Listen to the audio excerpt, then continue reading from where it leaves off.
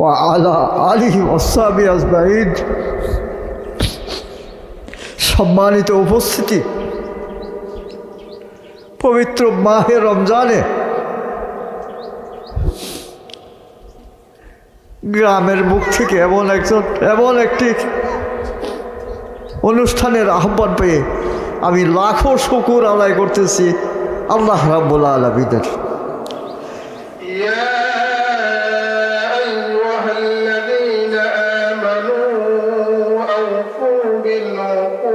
প্রত্যেক নারীরা যেন তাদের স্বামীকে সিজদা দেয়। তাহলে একজন স্বামী কত বড় অভিভাবক। যেই সমস্ত মা বোনরা তাদের স্বামী হারাইছেন, ওই মা বোনদের, বিধবা মা বোনদের জন্য আজকের এই ঈদ উপহার, সামান্য উপহার দিয়ে আমরা তাদের সাথে শরিক থাকতে চাই। তারা যেন ঈদের দিন অন্তত আমাদের এই ক্ষুদ্র উপহার পাওয়ার পরে তারা যেন তাদের সন্তানদেরকে নিয়ে ঈদ আনন্দ খুশি উদযাপন করতে পারে। আল্লাহ পাক যেন তৌফিক দান করেন। সবাই বলে জানেন না এই টাকা কোথা থেকে আসে? এই টাকা আমরা যারা এখানে ছোট ছোট মৌলবী আছি, হ্যাঁ, হজরতে ওলামায়ে কেরাম এখানে যারা আছেন, এগুলা অনেক দূরের টাকা আসে এমন নয়।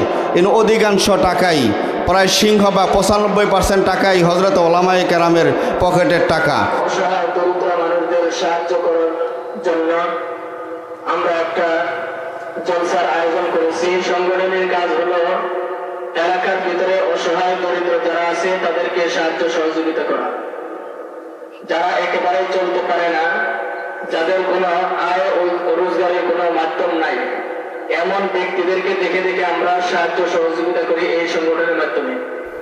আগামী দিনে ওদের এই চেষ্টা আরও যেন বৃহত্তর আকার পরিসরে হতে পারে, এই দোয়া এবং আহ্বান সবার কাছে আমি রাখি।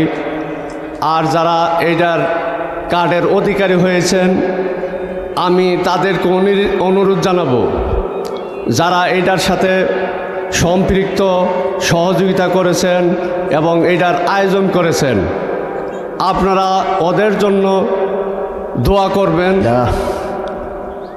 আলহামদুলিল্লাহ রাব্বিল আলামিন, আসসালাতু ওয়াসসালামু আলা সাইয়্যিদিল মুরসালিন ওয়া আলা আলিহি ওয়াসহাবিহি আজমাইন।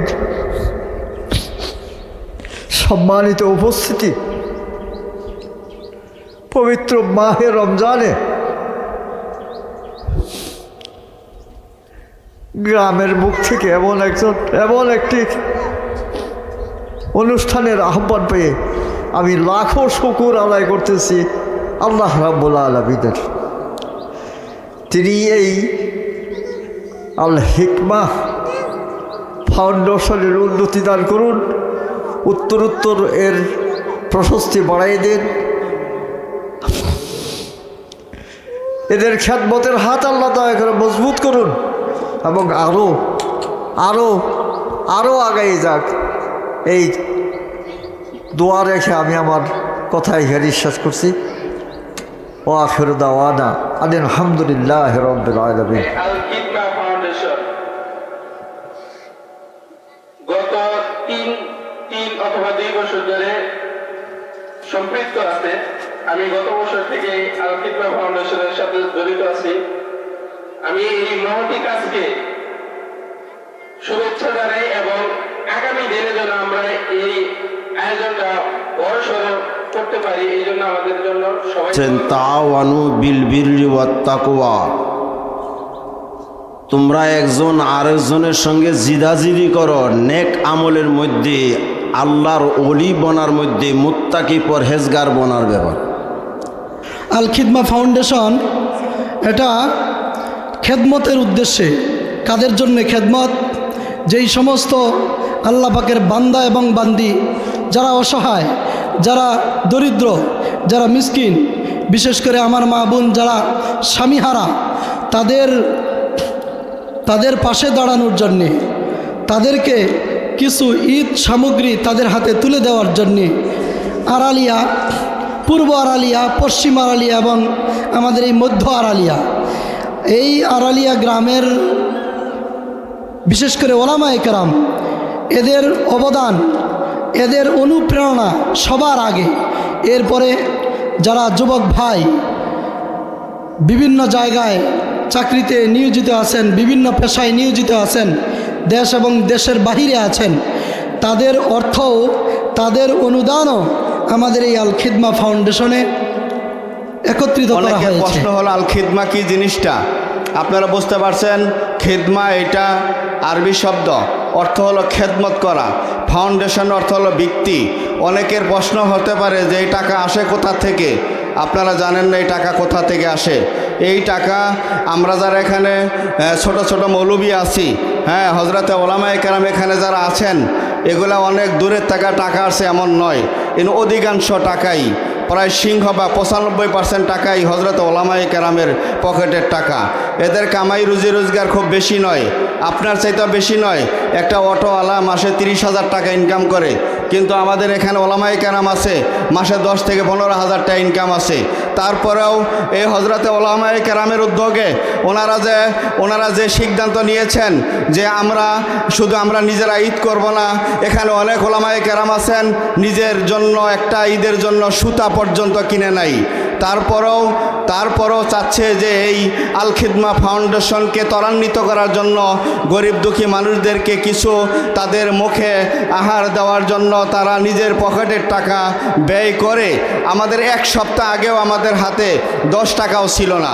আমরা এই এক সপ্তাহের মধ্যে মোবাইলে নিজেরা ফোন করে যোগাযোগ করে আমরা গত রাত্রেও আমরা এটাকে সমাপনের দিকে নিয়ে আসছি। সাল্লাল্লাহু আলাইহি ওয়াসাল্লাম বলেছেন যে গরিব এবং মিসকিনদের জন্য খাদ্য রুজি ব্যবস্থা করার চেষ্টা করা আল্লাহর রাস্তায় জিহাদ করা, যারা জিহাদরত আছে তাদের মতো।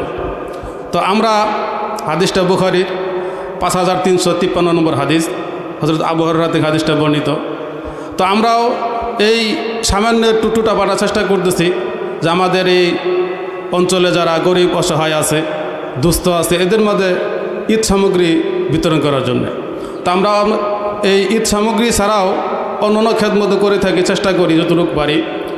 আমরা ইতিপূর্বে কয়েকজনের মেয়ের বিবাহের ব্যাপারেও আমরা সহযোগিতা করছি, ঈদুল আজহায়ও সহযোগিতা করছি, ঈদুল ফিতরেও আমরা সহযোগিতা করে আসতেছি। আলামিন রব্বানা আতিনা ফিদ দুনিয়া হাসানাহ ওয়া ফিল আখিরাতি হাসানাতাও ওয়া কিনা আযাবান্নার রব্বানা লা তুযিগ কুলুবানা বা'দা ইয হাদাইতানা ওয়া হাব লানা মিন লাদুনকা রাহমাহ ইন্নাকা আনতাল ওয়াহ্হাব।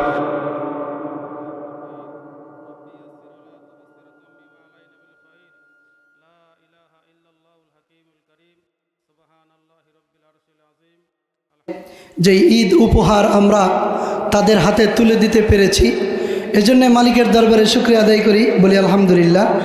তো আমি জনাব আব্দুল মান্নান সাহেবের জবান থেকে কিছু শুনতে চাই। আপনি যে ঈদের উপহার পাইলেন তাতে আপনার মনের অনুভূতি কি? আমি খুব খুশি